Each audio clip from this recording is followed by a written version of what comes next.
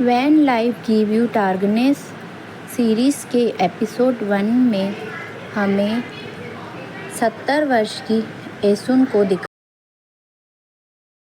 जो एक poem competition में भाग लेती है।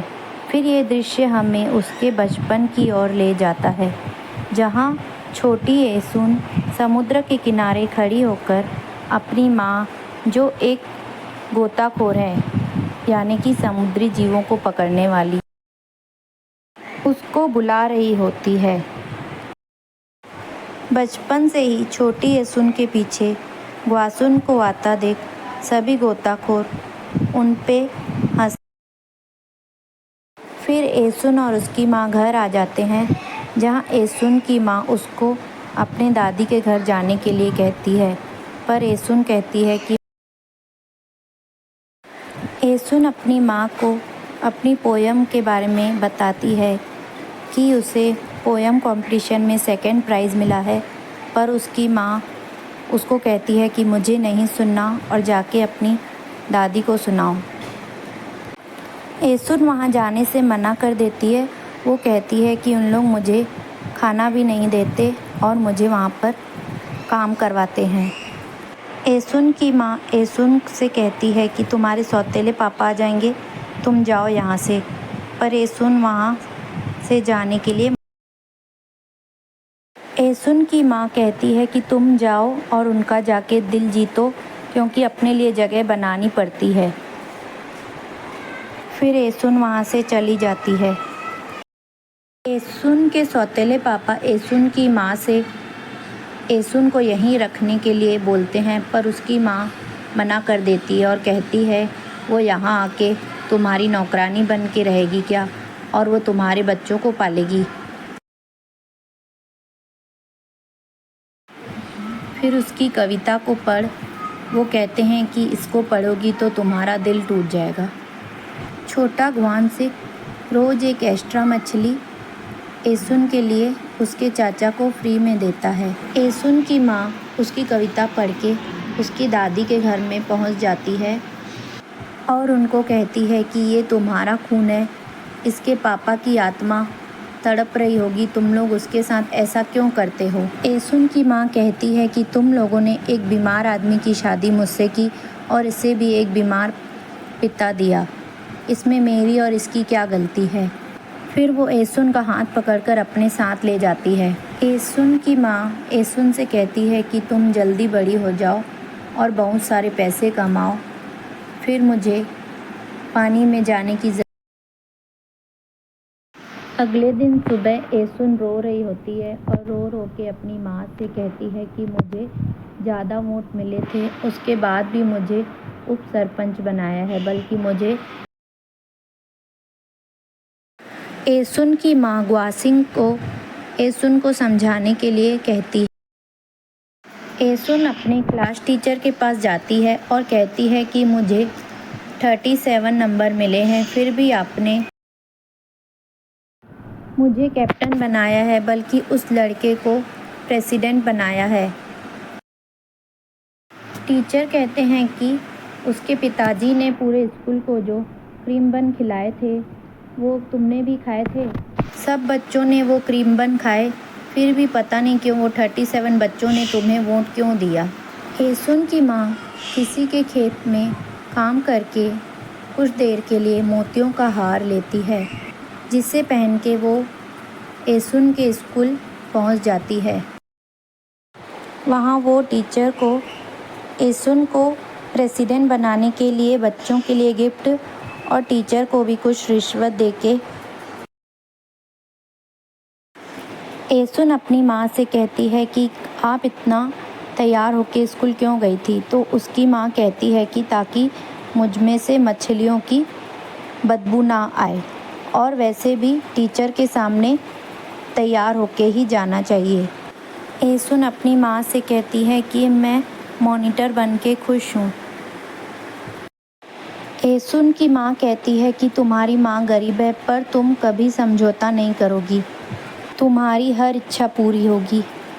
एसुन अपनी माँ से कहती है कि आप भी कभी समझौता मत करना, मैं भी आपके लिए बड़ी होके वो मोतियों का हार लेके आऊँगी। सुन की माँ बहुत खुश होती है और वह कहती है कि मुझे अभी बहुत जीना है। मेरी बेटी ने मुझसे कहा है कि वो बड़ी होके मेरे लिए मोतियों का हार लेगी, और वह अपनी सारी सिगरेट जला देती है। कुछ ही टाइम आगे बीतता है। फिर एसुन की माँ की तबीयत खराब हो जाती है।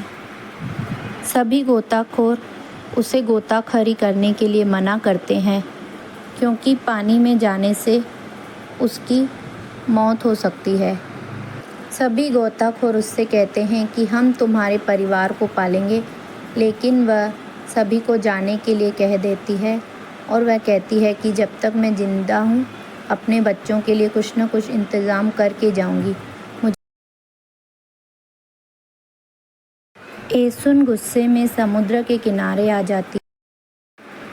वो समुद्र में पत्थर फेंक के समुद्र से कहती है कि मेरी माँ को अकेला छोड़ दो।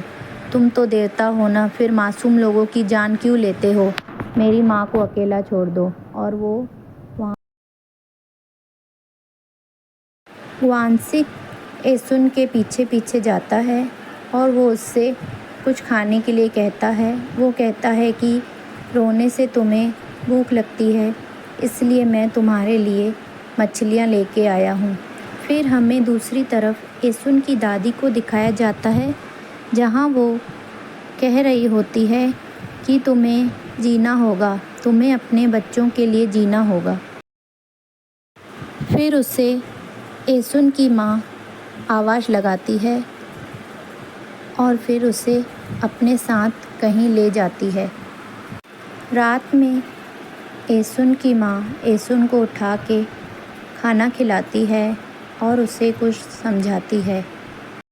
वो उससे कहती है कि मेरे जाने के बाद तुम इस घर से चली जाना और अपने चाचा के घर में जाके रहना। तुम मुझसे वादा करो कि तुम इस घर में एसुन रोती है और वह कहती है कि आप जाने की बात मत करो। उसकी माँ कहती है कि मैं चाहती हूँ कि तुम्हारी दादी के यहाँ से तुम्हारी डोली उठे। एसुन रोती है। वो कहती है कि पहले पापा छोड़ के चल गए, फिर आप भी जाने की बात करती हो। सब मुझे अकेला छोड़ के क्यों चल जाते हैं? फिर वो अपनी मम्मी की गोद में सो जाती है। एसुन की माँ अपने तीनों बच्चों को अकेला छोड़कर चली जाती है। वो सिर्फ 29 साल की थी। एसुन अपनी माँ की फ़ोटो के आगे बैठकर रो रही होती है। वांशिक उसके पास खाना लेके आता है। वो उससे कहता है कि तुम्हें रोते रोते भूख लगी होगी। एसुन कहती है अब मैं कहाँ जाऊँगी, क्या करूँगी? एसुन रोती है, रोते रोते कहती है कि मुझे मेरी माँ की बहुत याद आ रही है। वो मुझे छोड़ के क्यों चली गई? मुझे मेरी माँ वापस चाहिए। उसकी बातें सुनकर ग्वानसिंग भी रोने लगता है। एसुन के सौतेले पापा एसुन को उसके चाचा के यहाँ जाने के लिए मना करते हैं। वो कहते हैं तुम वहाँ गई तो वो तुम्हें नौकरानी बना के काम करवाएंगे, इससे अच्छा तुम यहाँ रहो और अपने। एसुन के सौतेले पापा एसुन को 1-2 महीने के लिए उसके भाई बहनों को संभालने के लिए कहते हैं। एसुन अपने बंजर खेत को देखती है और अपने सौतेले पापा से कहती है कि आप इस खेत का कुछ करते क्यों नहीं? वांशिक मिल के बंजर ज़मीन में पत्ता गोभी की खेती करते हैं। फिर कुछ टाइम बीतने के बाद एसुन अपने सौतेले पापा से घर छोड़ के जाने की बात कहती है। एसुन का सौतेला पापा एसुन से कहता है कि मैं तुम्हारे स्कूल का और तुम्हारे कॉलेज का सारा खर्चा उठाऊंगा, तुम यहीं रहो। तुम मुझे अपना सौतेला पापा नहीं, अपना सगा पापा समझो। समय आगे बढ़ता है।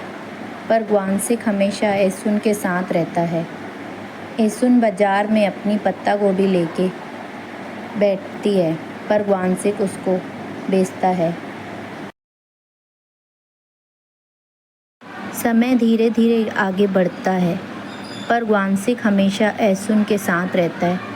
वो हर टाइम एसुन की मदद करता है, पर ग्वानसिक की दादी को उसकी ये बात पसंद नहीं आती है।